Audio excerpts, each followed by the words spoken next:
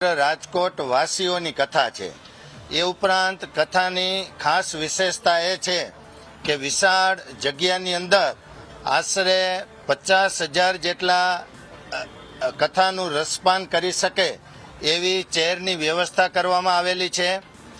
120 ફૂટ જેટલી વિશાળ એલઈડી છે, જેમાં 3 લાખ વોટની સાઉન્ડ અત્યંત આધુનિક એવી સિસ્ટમ છે, જેના દ્વારા 6D સાઉન્ડની ઇફેક્ટ છે એ પણ લાવી શકાશે।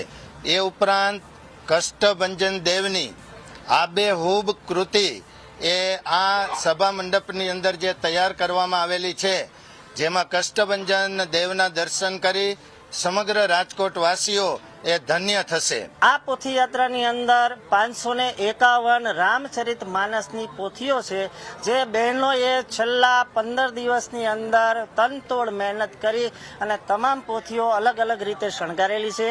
એ 551 પોથીઓ છે એ બહેનો પોતાના મસ્તક પર ધારણ કરી અને ત્યાંથી ચાલતા ચાલતા અહીંયા આવશે।